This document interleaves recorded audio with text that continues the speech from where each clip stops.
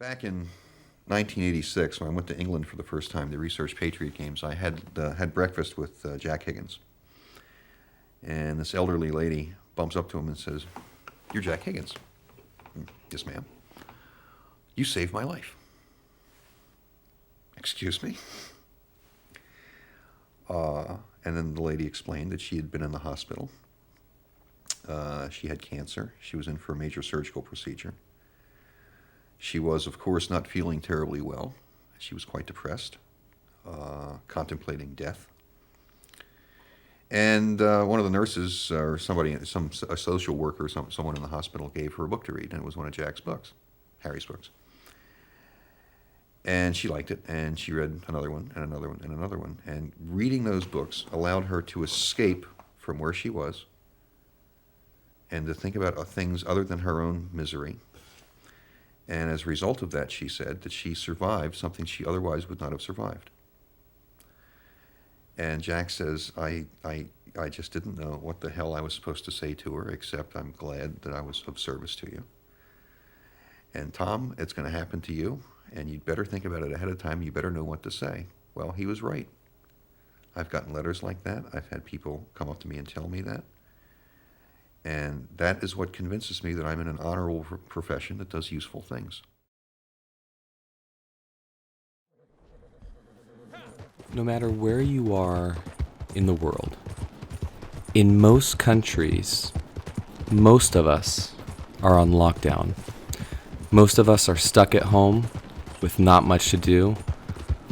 Our kids aren't at school. Churches are closed. We can't go to restaurants, bars, clubs, movie theaters, beaches. We're stuck inside our own rooms, just like how we're stuck inside our own minds. I loved Tom Clancy.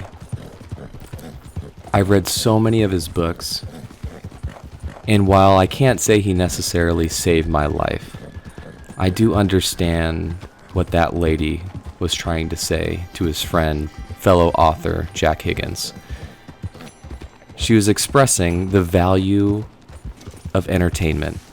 And later on in that same interview, Tom Clancy goes on to say that you can't really be successful in this life unless you bring some kind of value to other people. And a lot of times we take for granted the value of entertainment, whether it's books or movies or TV or even a concert. Even something as simple as a 6-second Vine or YouTube video can be so entertaining to people that at the very least takes the individual that's watching out of their current situation and keeps their brain engaged.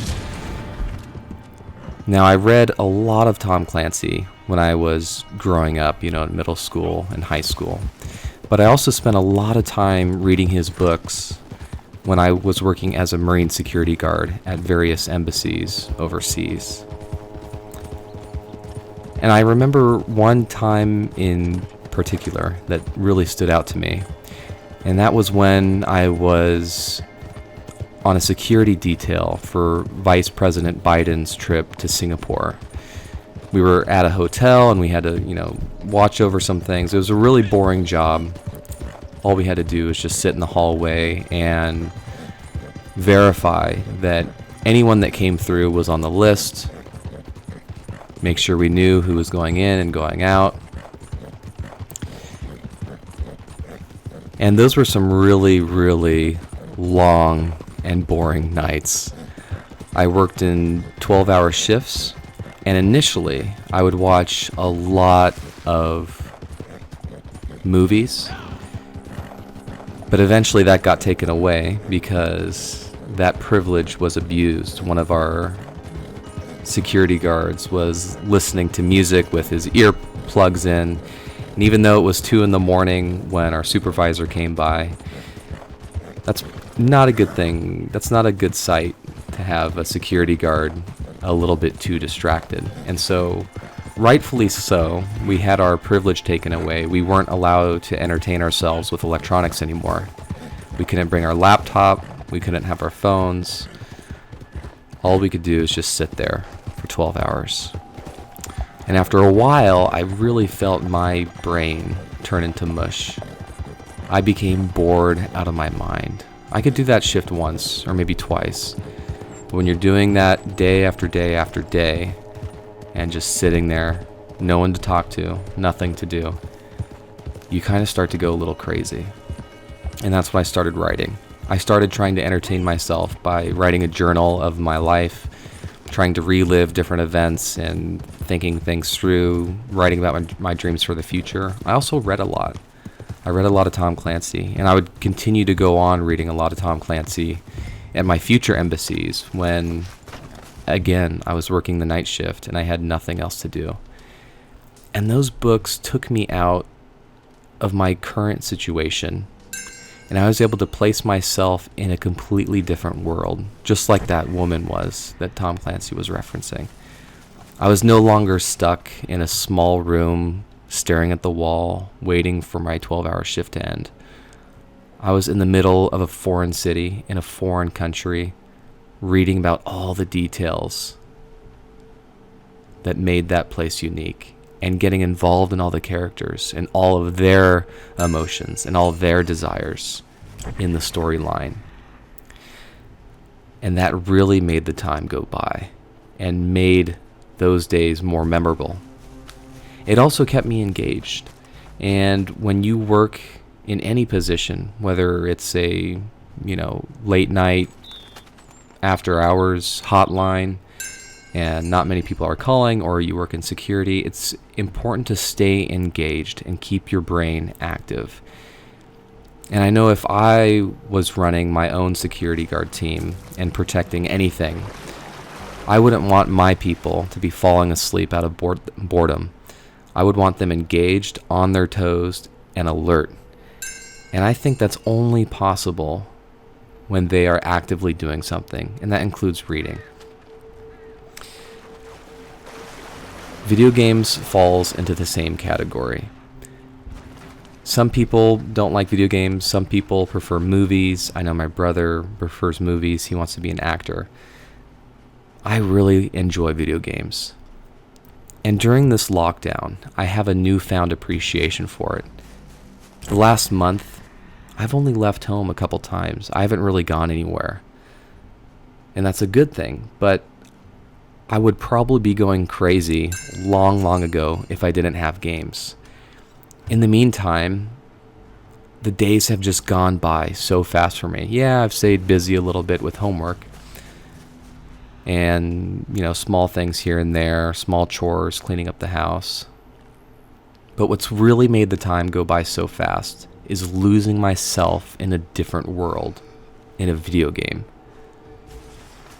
In the case of Red Dead Redemption 2, I've really focused on trying to get the daily log-on bonuses, trying to complete the daily challenges, trying to get farther in the story, trying to rank up all my different online roles.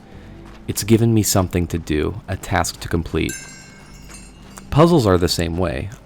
All of us have our own things that we enjoy doing. Some people really like puzzles. Some people like doing art, drawing pictures. I view video games as really no different than that. It gives our minds something to do, something to focus on, a task to complete. And that when we're done with that task, we feel a little sense of accomplishment.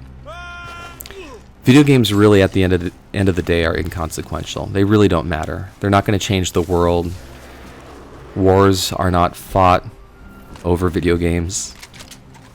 But they do have another value, and that is giving entertainment, and that is keeping people busy and engaged so they don't lose their minds. And I think all of us can relate, especially now during this lockdown, of just how important it is not to let the time just fly by doing nothing, let our brains go to mush. It's very important to keep our minds engaged, and video games can fill that role. There was a recent article on Kotaku.com, and actually it's still the featured news story for this week. The article is titled "The Doctor, the Disease, and the Division: And one quote stood out to me. This doctor writes about his time working in a hospital in the middle of this pandemic, in the middle of the hot spot of the world, New York City. And he wrote, "In these grim days of social distancing, playing The Division 2, a Tom Clancy game, has been my way to reconnect with friends, to put aside for a little while the awful things I've seen that day, and to chuckle at how darkly appropriate it is playing a game set after civilization is destroyed by pandemic. $3 well spent." Throughout the article, he goes back and forth talking about his experience seeing death every single day. And then he'll jump back to his experience playing video games, The Division 2, which gives him something else to focus on. This man, this doctor, is literally saving lives every single day. He is part of what separates his patients from life and death. He's trying to save them, and sometimes it doesn't work out, and he ends up seeing a lot of people die. I cannot imagine the mental toll that takes on somebody. And that's a consequential job. His job is extremely important. But even for him, video games have value. A simple video game on a disc or download, maybe 100 gigabytes or so on a hard drive, is able to take him away from his present situation, at least for an hour or two a day, and get him away from the harsh realities that he's currently living. Video games are important. And especially in hard times, they can keep you not only focused and engaged, but make you forget just a little bit, even just for a moment, about the own challenges you're facing in your own life. And I think that is awesome. I know for me, when I was growing up, I've always been a fan of video games. It was always something I looked forward to. It was a way to incentivize me as well. I still remember waiting for a new video game coming out. It was SOCOM 3. That game came out October 11th, 2005, if my memory serves me correct.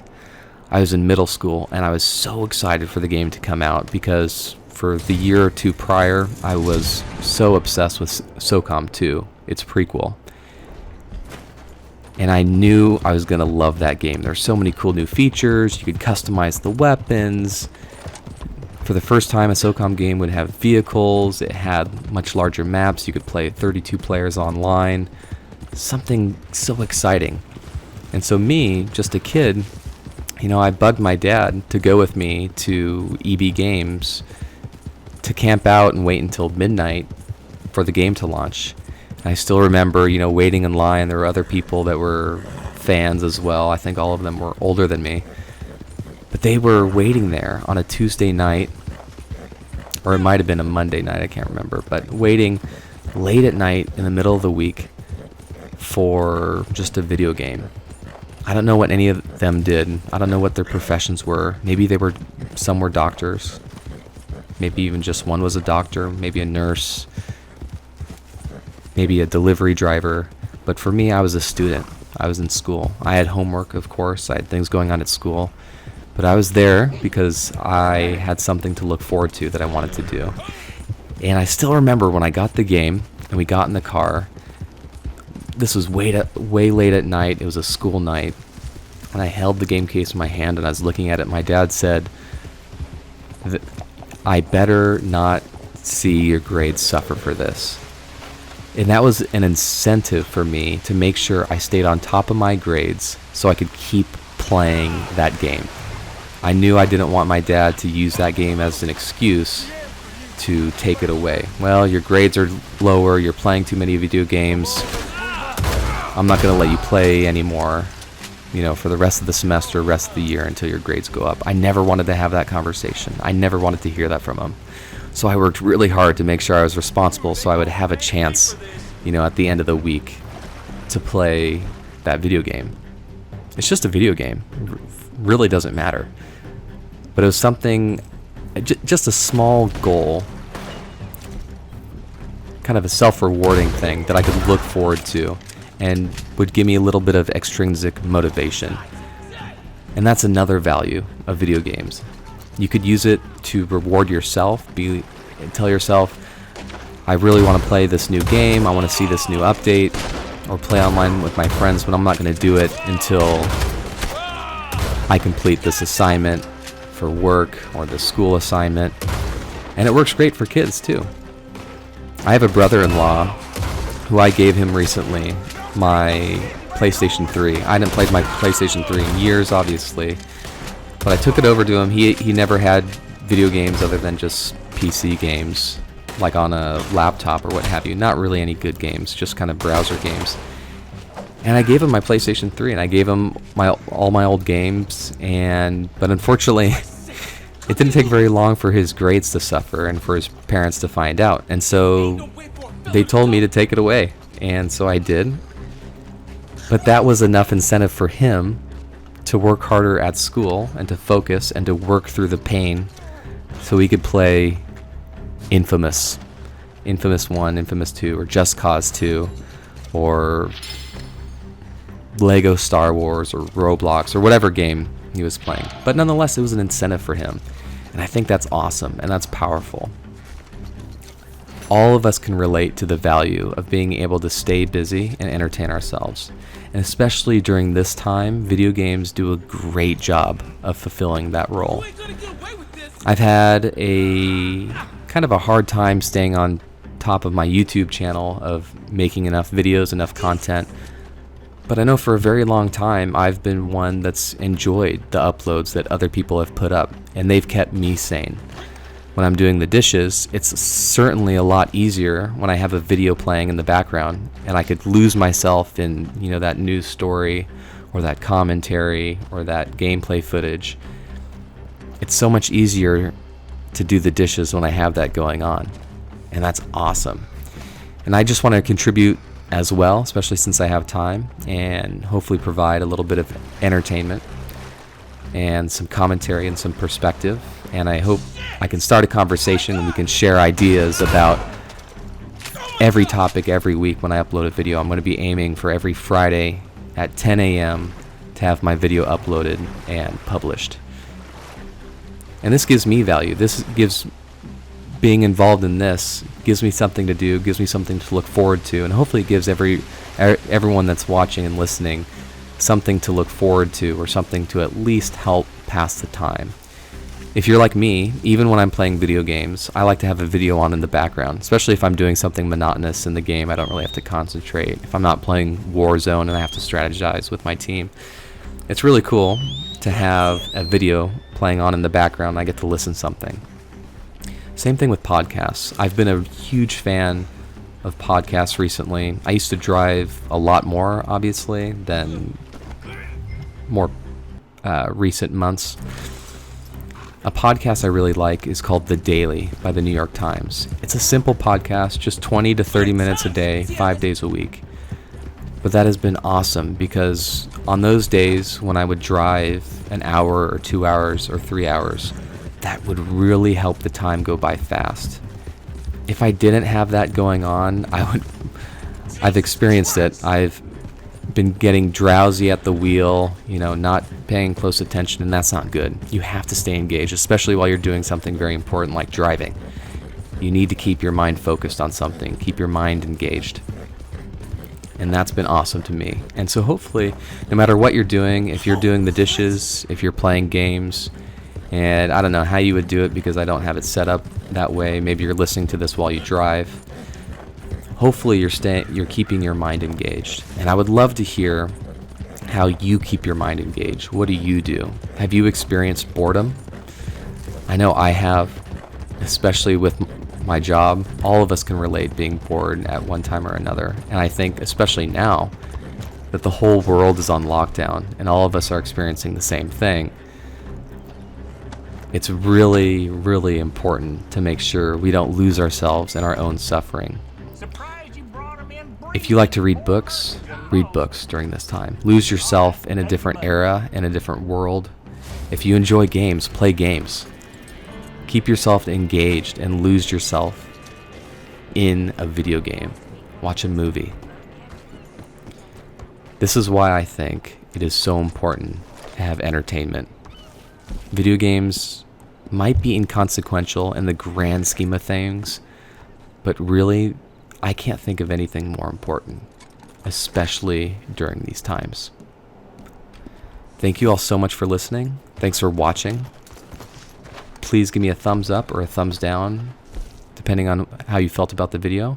Let me know what you think, and I will see you guys later.